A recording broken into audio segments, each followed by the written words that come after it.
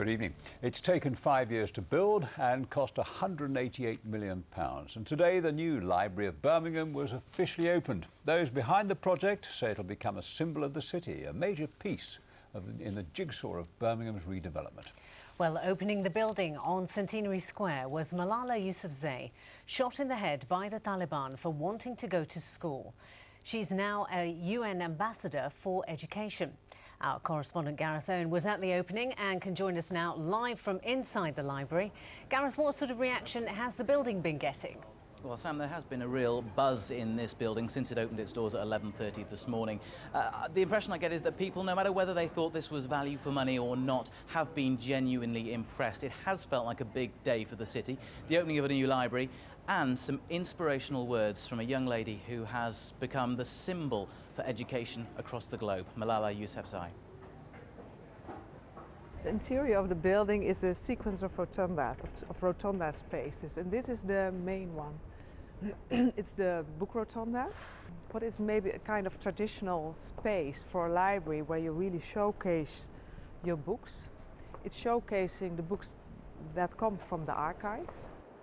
We're on the second floor now, and we're sort of in a research area with computers. You can really see the now famous circle in circles on the front. Why did you choose something that was quite so intricate? What was the thinking behind it? The whole design of the building started with Birmingham. So I was also fascinated by the craftsmanship of the industrial period. So that's the big circles are for that. But we made also the smaller circles, but it stands for the jewelry district. Of course, there are some who perhaps wanted a slightly more traditional building. It has divided opinion to a degree. What would you say to those people? Yeah, what is traditional? I think it's traditional because it's made with beautiful craftsmanship. You can see it's very well made.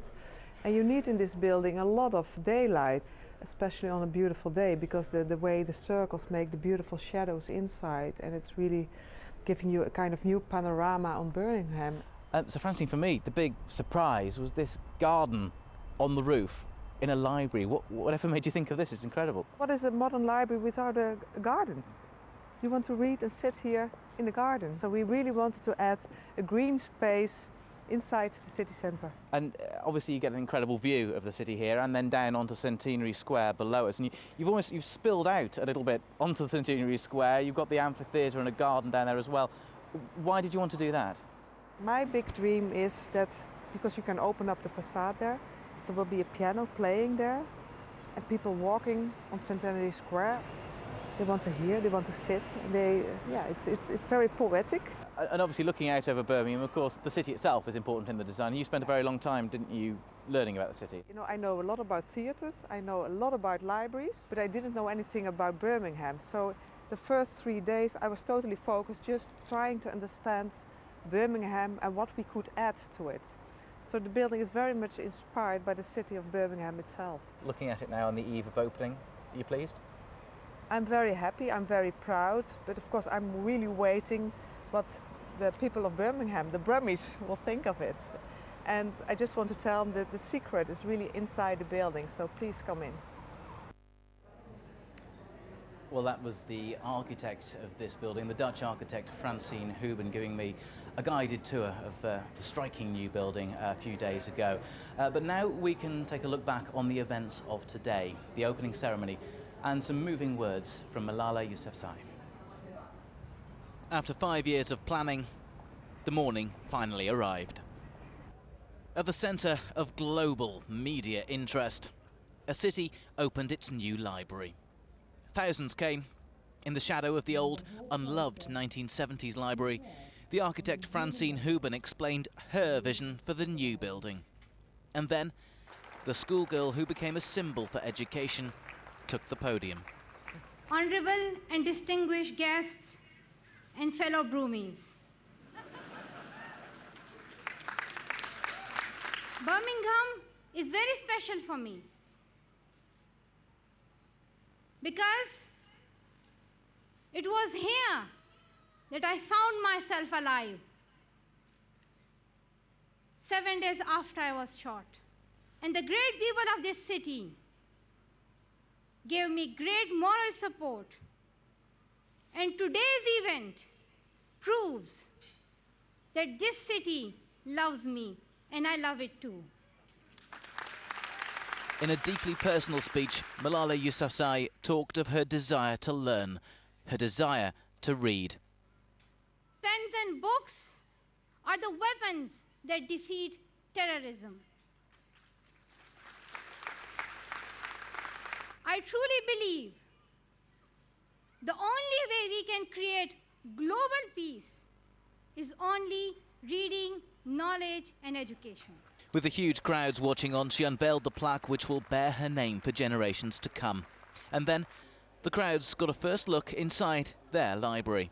It has divided opinion. It cost £188 million. So was the cost worthwhile? Did they really need to spend that much on a library? I think it could have gone better elsewhere. What was wrong with the other library, to think of it? I do think this is like one of a kind. It's going to be people going to come to. It's not a waste of money, but I just hope that they can keep it up and maintain it. Outside, a small protest. Campaigners with some reservations about the money and about the future of the whole library service. Don't let this take over as the library. Yes, it's the Library of Birmingham, but you know the community libraries are equally important for many, many people. The politicians, though, had no doubts. Well, I think it's amazing. It's a standout building. It's absolutely fantastic. It's unique. It's going to become, I think, a great symbol of Birmingham, if not the symbol of Birmingham. I think it's wonderful. I think we do now have to ensure that we reach out, we get the people of this city to come into this library, use the resources that are available and demonstrate that it can transform their lives.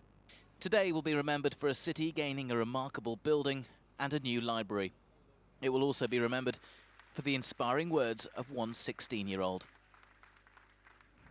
Well, 7 hours after that opening ceremony, still people are coming into this library just to have a look and try and drink in the architecture and the atmosphere, and there is a really big atmosphere here as well. Now, we've come outside onto the roof terrace that you saw earlier on today because you can really get a sense of old and new. Over there is the old Central Library, built in the 70s and due to be demolished. And our very own Bob Warman can really trace the history of that building back through his career. So we sent him out to have one last look at the old Central Library building. When it was built, it was an award-winning example of modern architecture. It made headlines. Recognise the reporter? Moving home is a complicated enough business for most of us, but for the Birmingham Central Library, the operation takes on the semblance of a huge army manoeuvre. It's an operation that has been planned in such detail and is so huge that they've even produced a booklet explaining the strategy. Well, it was on this spot 40 years ago that I reported on the opening of the new library. Now, in those days, the city was in a tremendous hurry to redevelop. In such a hurry that a lot of the grand schemes just got lost in the slipstream, and this was one of them. Included in the plans for the library were car parking for, I think, 500 cars. There was going to be a bus station, there was going to be a leisure centre, and there were going to be walkways connecting with the rest of the civic centre, all surrounded by lovely water features. Well, you can see what happened. It just fell apart, became stagnant, and the walkways never connected anywhere. The architect was John Maiden, responsible for so many other buildings in Birmingham in the 60s and 70s, like the Post and Mail building and the BBC's Pebble Mill, both now demolished. Maiden's buildings became deeply unpopular, seen as grey and bleak. In 1986, he defended the Central Library building on this programme. We've had people from all over the world come and congratulate us about this library complex. I know you've won awards, but the people here actually hate them. They're No. The people hate themselves. And the problem is the fountains and the waterscape in the Civic Centre was never maintained from the first day it was handed over. I find it a difficult and hard city to live in, particularly the city centre. And why do you find it hard to live in? Because of your building. No, because the way the city centre was developed piecemeal. Now the library has moved out. The building is next in line for demolition. But there are those who think it should stay, like campaigner and author Alan Clawley. Well, it is sad to see this place, but it's been neglected and run down for many years. And I've been campaigning to keep the building, first as a library, but now I hope it'll be kept as a building. Alan, there will be people who see this building as a big, ugly ziggurat lump of concrete, better off razed to the ground? Yeah, people do say that. Yeah, they have said that. But in my view, and in a lot of other people's view, who know quite a lot about these things, it's a fine building, and it's monumental, and I think it was built to last as well. Fascinating stuff. No, great to see a 1970s Bob Warman. I love that. Bob, what did you make of the old building? Well, I think like most Brummies, the moment that the demolition people go in, we'll start to miss it a lot. Yeah, I suppose so. But, you know, it has been an icon over the years, hasn't it? Well, look, joining me now on the roof garden is the man who's had 5 years to try and get this project up and running. Brian Gamble's the director. Your feelings tonight? Tired but happy, I think. Says it best. It's been a fantastic day. The weather's blessed us. We had a wonderful opening ceremony with Malala Yousafzai, who gave such an inspiring speech. We've had lots and lots, over 7,500 happy people come through the doors at the last count.